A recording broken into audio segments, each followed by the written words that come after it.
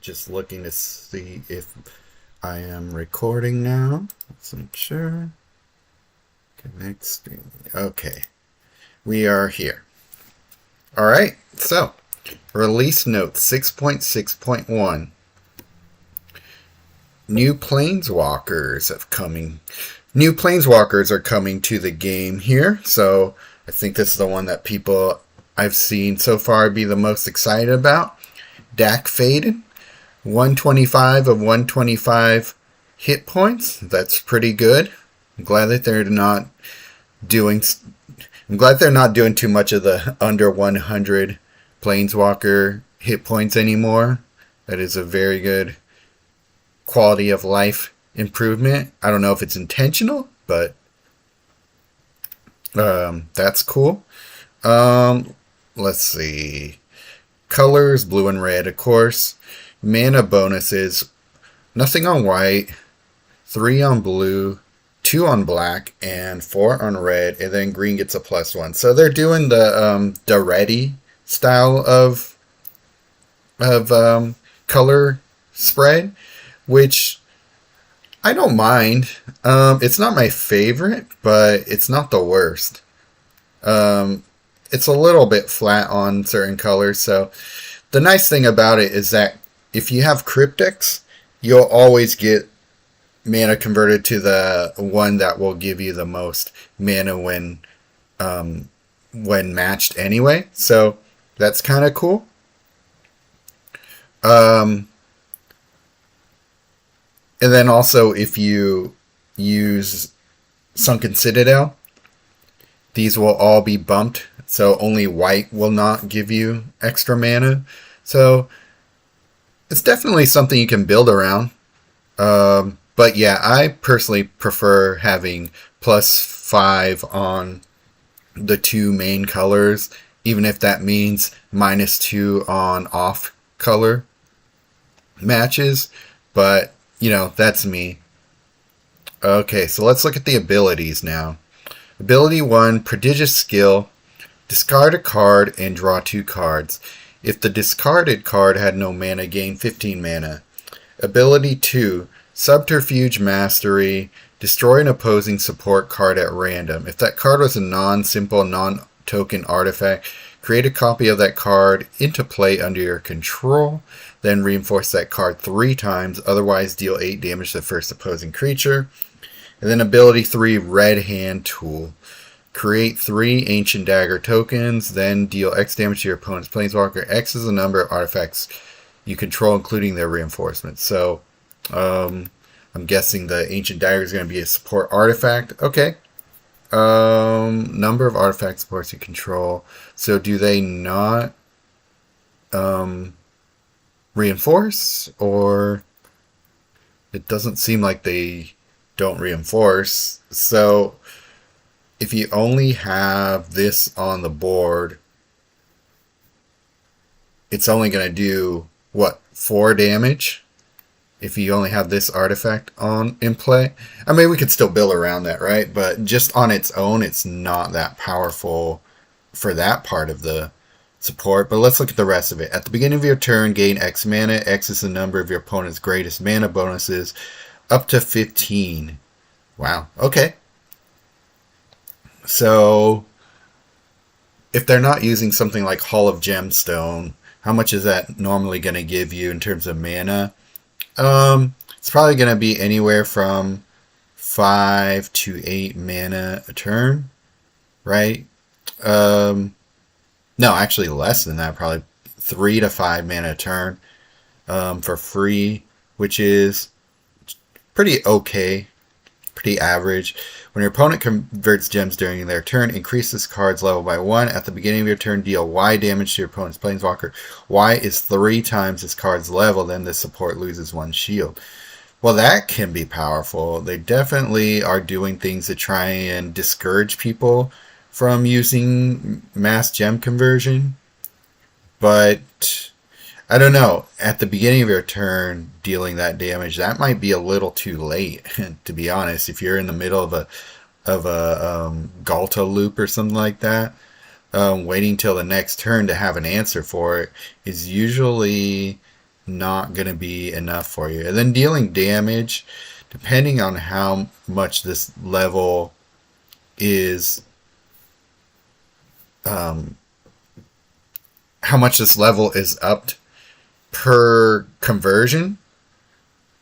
Because if it's, Galta hits the board, it converts 20 gems or whatever to green. Is that upping the level to 20? Or is that one instance of converting upping the level to 2? So I don't know. I have to play with this card to see, or play with this Planeswalker, and hopefully they give us the ability to do so soon.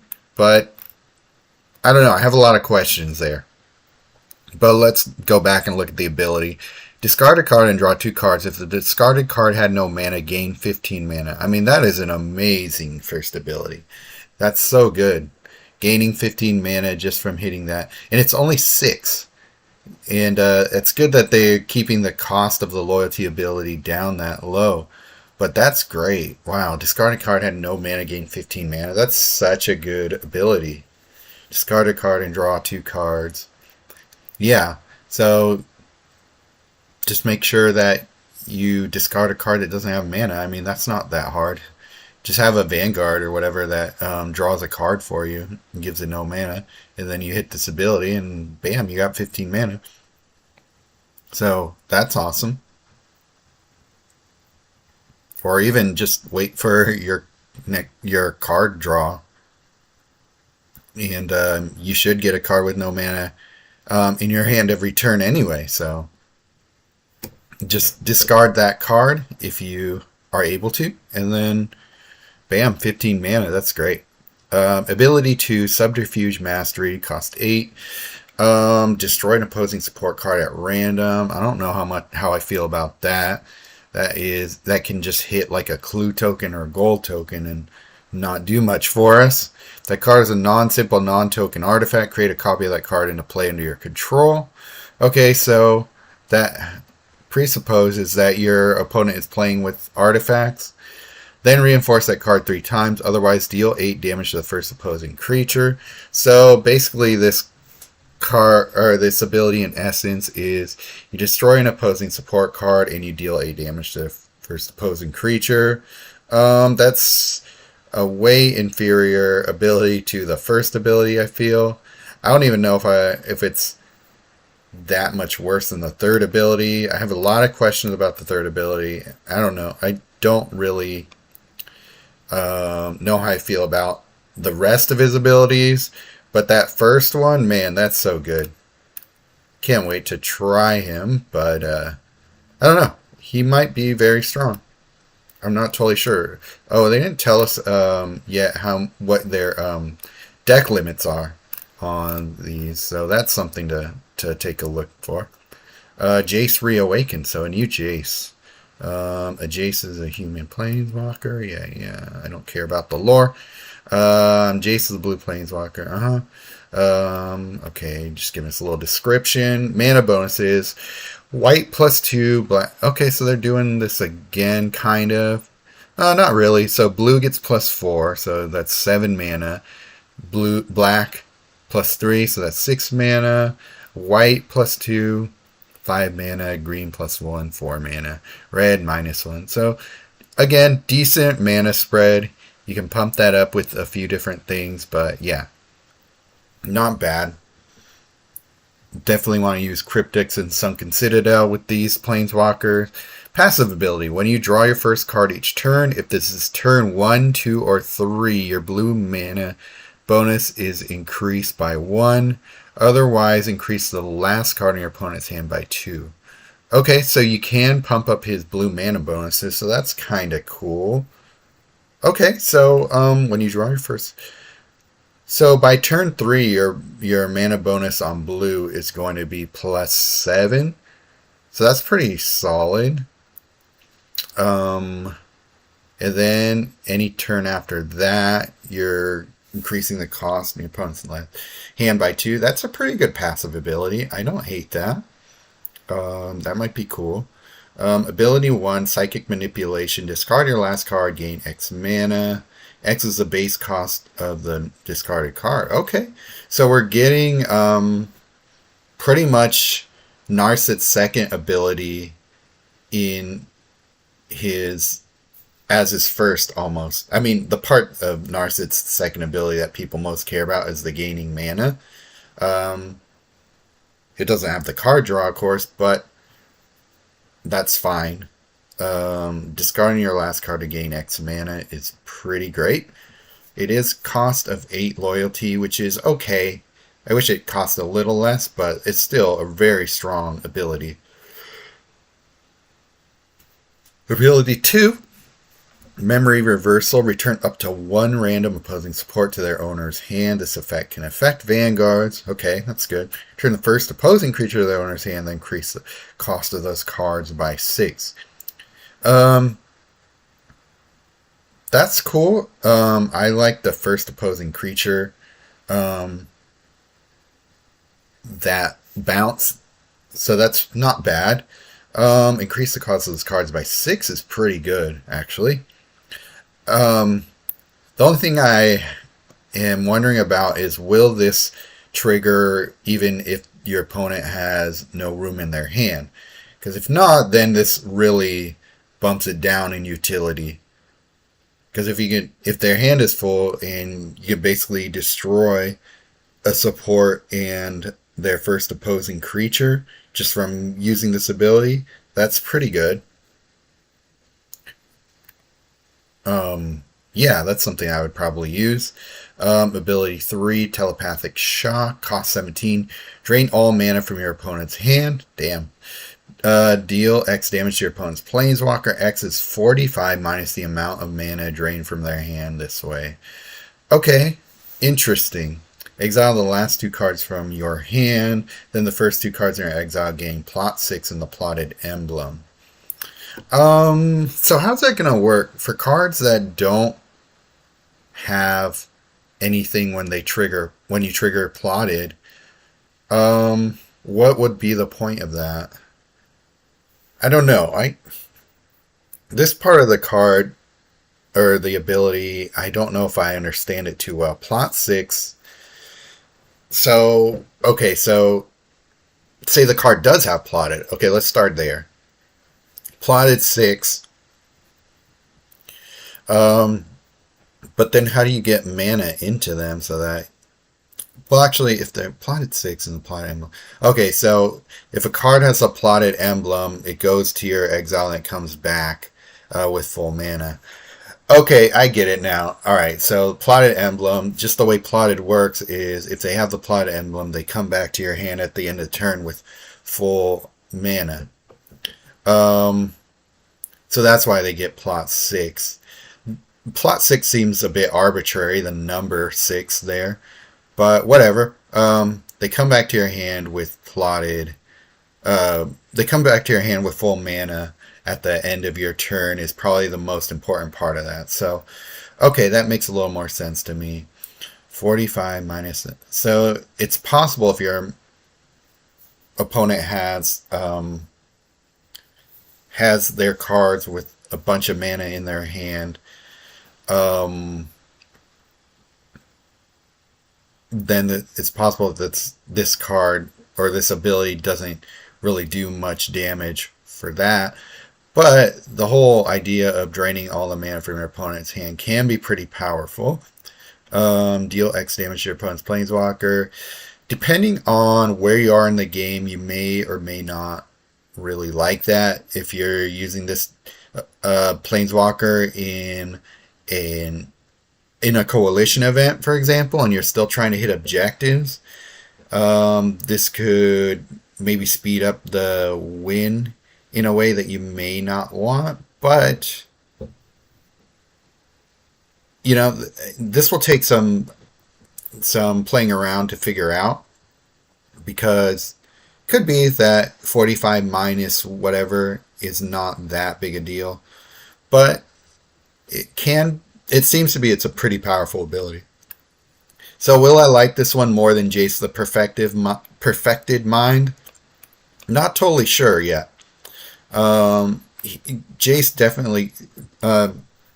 Jace TPM definitely grew on me over time. I think I like this Jace's abilities a little more than the last Jace. Um, yeah, and his passive ability is cool too, but man, Jace TPM's passive is great as well. Um, gosh, they'll probably neck and neck. There's things I like a lot about this one, and then there's things I like a lot about the last Jace we got. So yeah, time will tell. New events. All right. So this is interesting. I didn't even notice this before, but this is a block restricted event. The first first block restricted event we've had in a long time. So we're restricted to Origins, the old Ravnica sets, and Murders at Karlov Manor. So is this a coalition event? Is it PvP, or is it just a single player event? I always forget what this icon means. If somebody knows, let me know. Does that mean... Okay, so is that coalition? I think that means this is coalition event. This icon here. So we'll assume this is single player. No planeswalker restrictions. Okay, 46 hours. So I think that means... Okay. Initial charges and max charges per node. How many nodes though?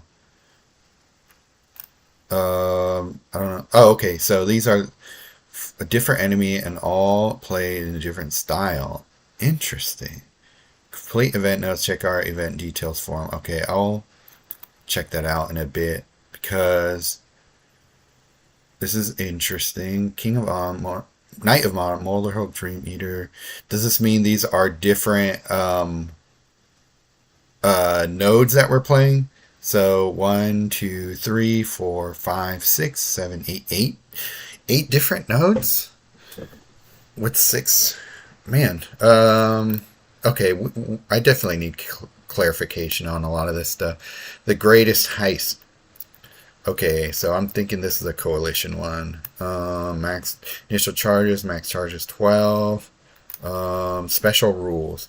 The node features a... Okay. The node features a different event support spawned by the opponent's control. As the event progresses, the support may be destroyed, generating 1 support for each player, representing the steps of this heist. Okay, that's interesting. We'll see how they implemented that when we look at the event details here. Okay, so I just started pulling some of the vanguards here. Too bad they don't have the description of these, but I will share that with you soon here once I get done with this review of the notes. So yeah, I just pulled Archangel, Jessica, and Gideon. I still need to get... I'd like to get Guth and Domri, but Chandra, Hope's Beacon is probably the worst of all these. I didn't think that it was that great. Renin Realmbreaker looks like it can have potential to be good, but it's 20 mana, and that's a little expensive. Commodore Guth looks pretty cool. We'll talk about that soon. Quality of life improvement. Now booster packs will show their cards randomly regardless of rarity. Hold your breath until the end. Okay, well, that's interesting. I don't know if anybody was really asking for that, but I don't know if that's really an improvement even. It's kind of cool to know that booster packs will give you the card at the highest rarity first if it's new. That was always a nice thing to see when you first open up a pack. So, I don't know. It'll just be something new to get used to. I don't know if it helps or hurts the game at all. But this is interesting. Coalition invite system. Now each coalition can generate an invite code so specific players can be recruited. That's great. I like that because you can just... especially to a private coalition where it says like no room in hand or it just doesn't show up. You can just straight up invite people from Discord, for example. So this is cool. I like this. You can just directly invite somebody to a coalition. They just, I believe, you enter the you send the coalition invite code to somebody, and then they can join the coalition, right? Use invite code. Yeah, cool. That's cool. I think that will help a lot with onboarding new coalition members. Um, so yeah, I like that. That's kind of nice. Lots of fixes. Okay, let's go through these. Fixed cards with crime not providing the crime emblem when they enter the battlefield from the graveyard. Oh, okay, that's interesting. I wonder if this will at all affect Torpor Orb. Well, I've noticed with Torpor Orb, because I was starting to use it more against Valiana, it really kind of neuters her Veil token when she casts, or when she creates one, and Torpor Orb is on the battlefield. It really doesn't do a whole lot to you. Her third ability still destroys your creatures and stuff, but at least it's not generating tons of mana and loyalty when she uses it. But anyhow, that's an aside. But for what I noticed though is when you summon a creature from the graveyard or exile, Torpor Orb will not disable them. So I've been screwed a couple times because of that. So I want to know if this will change that at all. So I'll have to play to see how that works. Argenta Massacre not destroying an opposing card even when possible. Oh, okay, so that was a bug. I thought maybe I just did not understand how Argenta Massacre worked. So that's good. I think Argenta Massacre is actually a pretty decent card when things are working right, but that's one that I just never used because it just never seemed to do what it said. So that's good that it's fixed. Training Grounds, not triggering when the controller drains mana. Oh, the card Training Grounds. Hey, what the? Oh, okay. Okay, reconnection successful. Techlon, the Searing Rift, sometimes converting gems to the wrong color. I don't even remember what card that is. I think that's like a flip card of a different one. Workshop Elders and support Restless Prey effects only will work correctly instead of only once per match. I don't remember what either of those cards are. Fixed. Jodo the Unifier not triggering when a Vanguard is cast. Oh. Well, I haven't used Jodo the Unifier in such a long time, but if it's working for Vanguards too, this will be a great one to put into Guff. Okay. I will definitely be trying stuff with that. Fixed. Tameo Field Research's second ability, disabling a card only at the beginning of your opponent's turn instead of immediately. Oh, that weird little... Well, I don't know if it was always at the beginning of your opponent's turn instead of immediately. But that's good. So it will immediately disable. Because you usually had to do something else before the disable showed up. So, okay, that's a good fix. It's not a huge difference, but it still is a good fix. Effects that add one of the outlaw subtypes will now be properly counted for the objectives that check for outlaw creatures. Okay, that's good.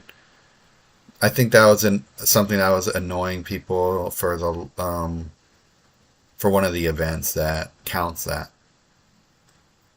Fixed Russia Dread, considering only creature cards are... Oh, that's a big deal. Okay, now Russia Dread is going to be worth playing. Okay, that's awesome. Definitely want to use that. Bristly Bill trigger only once per match. Okay, so they fixed Bristly Bill, so that'll be a fun one to play around with now. I definitely want to try that. Key to the Vault trigger when a damage is dealt to opponent's creature instead of trigger when damage is dealt to opponent's player. Oh, okay, that is one that I discovered during I think it was during a live stream. So maybe they watched my live stream and were like, oh, we could fix that. An unintended interaction between Unholy Indenture and Longhorn Fire. Oh, wow, that's an old loop that can be a kind of like the old way that Curse of Vitality worked with Veto. So they fixed that finally. I know that Opera SM will definitely not be a fan of that because he used this. He used and abused it a lot, but oh well. All good things come to an end. Fibblethip's full art Atraxa being available for purchase if the player already owns it. Oh, really? Oh, I didn't even know that. Card's plot number appearing misaligned during booster opening. Okay. I think that's just a visual bug. Witch's Web's missing reminder text for its reach ability. Oh, really? I didn't even notice that. Bad guy's objective, locomotive looters lacking a hint for outlaw. Oh. Well, that's good. People will understand what it means. I like this. Who's the killer support names not being localized in Japanese? Okay, so there's a few other language things. Mana Crypt not being displayed at my collection of filters for full art maps. Yeah, it would show in the just normal art. But have they put Mana Crypt in the vault for Amphiblet's vault for crystals yet? I don't know if I've ever seen it. If somebody has, let me know. But I've never seen Mana Crypt in Fibblethip's vault. Okay, let's go back to event details for him. Implicit Maze and the Greatest Heist. Okay, let's take a look at these things here. Objectives: win the fight against your opponent. Anti-magic. Cast 4 less spells. Okay. Win without summoning with lifelink. Okay. Interesting restrictions. No lifelink. No spells. So, I have a few planeswalkers I like to use when there's the no spell objectives. Ashiok. Tezzeret Betrayer of Flesh. He's pretty good. I think some of the Karns or Yugins have a lot of support slots too. So there's something you can do with that. Okay, Peasant. Okay, another Peasant objective. Always kind of fun. Shield. Okay, so that one, I already have a deck built for that. Grounded. Win without summoning creatures or flying. Interesting. So no GTA, because A has flying. Meek. Cast 5 more creatures with toughness 3 or less. Okay. That might be a little trickier than I thought. But I do have decks that are built for that as well. And I don't think they have a flying creature either. So, okay.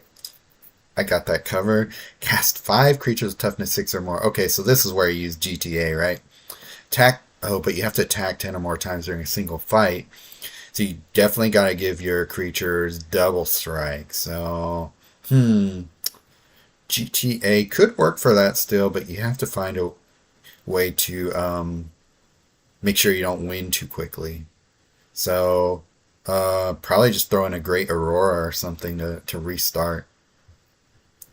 Or something that, will destroy all the creatures. But, yeah. A little tricky, but we can do that. Lose 4 or less creatures during a single fight. Cast 5 creatures that cost 10 or less. Oh, wow. So you have to throw out a lot of weenie creatures and then hope they don't get destroyed. So I hope that this this boss doesn't have a lot of creature removal, because that will be annoying if they do, and it'll be a little bit more difficult. Oh, Pauper restriction here. See, I don't mind them so much for PvEs, because the opponent is just going to play what they're going to play. You're not going to necessarily deal with the GTA, right? Loyalty, activated Planeswalker ability 5 or more times during a fight. So, shoot, I can't use Steam Core Scholar because it's uncommon. I have to figure out ways to generate loyalty without having Steam Core Scholar or any of the big loyalty generators available to you. That's tough. That's actually a pretty puzzling ability or objective. I don't know. That's going to take some figuring out, but I kind of like it. Cast 6 or more multicolored spells during a single fight. Okay, so Definitely pull out M5 for that. Loyalty, again, activate Planeswalker ability 5 more. God, 5 or more times during a fight. It's tough. But, I don't know. We'll see. We'll see how that one works out. Unresourceful. Convert 5 or less gems during a single fight. Okay. Destroy a creature with the God subtype. Huh. Okay, so are they going to be giving us a creature to destroy? Like, will Leyline of the Guild Pack cast a god creature? Otherwise, you have to use something like one of the gods from Ixalan, but they create a land when you destroy them, so that's tricky. I have to look to see what other gods are in the game in standard because that's. Oh, is this the block restricted one? Yeah. Okay. So we have a few more options there. Okay, this is gonna be interesting because we have a lot of things not available to us. This is gonna be very tricky to figure out. It'll be fun, but yeah, there's a lot to think about here. I didn't even consider that things are block restricted, but um, that will be something. Yeah, I kind of like this. This is a PVE. I always like PVE. I don't know, it's not everybody's thing, but I like it. And let's go to the greatest heist. See how this is gonna work. Objectives: win the fight, deal 20 more damage per turn. That's not hard. Healer, gain 15 more life during a single fight. Not hard either. Okay, how do the supports work? When a non-token creature outlaw enters the battlefield, create a Mega Bomb token. When you take damage, you take 9. Whoa. Interesting. What? Create a Mega Bomb token. When this support leaves the board, create a Protective Vault token. Then the other player creates Take the Loot token. Okay, so what is that? When the support enters the board, create a card named Loot, the key to everything in your hand. Okay, Loot is a cool card. If you guys aren't using Loot or don't have him yet, he's worth keeping an eye out for. Beginning of your turn, draw a card, then gain X mana. X is the number of outlaw creatures you control, including their reinforcements. Okay. Protect the Vault. At the beginning of your turn, increase its level by 2, then create X red mercenary tokens. Okay. At the beginning of combat on your turn, deal Y to your opponent's planeswalker. With Y is the number of outlaw creatures you control, including their reinforcements. Red mercenaries. Okay. So it's only one node. 12 nodes. Striker and healer. Okay, so just make sure you have something that will heal you. One of those cards like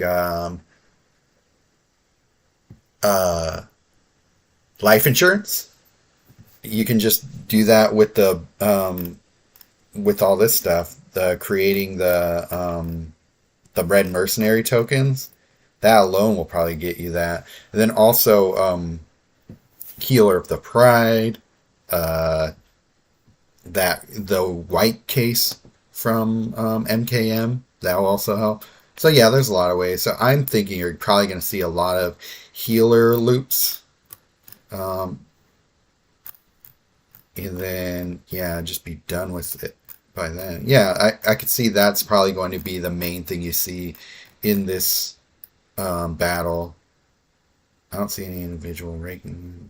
Oh, yeah, I don't know. Progression rewards, coalition. Yeah, why are there two progression rewards? I think there was something that was probably copy pasted for each event to the same thing. So yeah, they need to fix that. So I'll bring that to their attention if they're not already aware. Okay. Cool. So that is my first look at this, and I'll be back in a bit here to look at. Oops, sorry. I'll be back in a bit here to look at the Vanguards, and I also have a deck that I want to share with you for training grounds that wins so fast. And yeah, it's not GTA. It has G, but not T or A. All right. Yeah, that's it for me. Where did Dak go? Aren't VGs? Oh, I didn't see that we had some chat here. Phyrexian tokens for fighting 10 times possibly, but could kill too early as well. Yeah. Yeah, it's going to be tough to figure that one out. Aren't VG supports? There's only one on the board. Pomp FEO8. I wish I knew what this was referring to. Sorry, I didn't have the ability to look at my my chat here, so I'm sorry I'm reading these out of context now, but okay, that is all for now, and yeah, I'll see you guys all in a bit.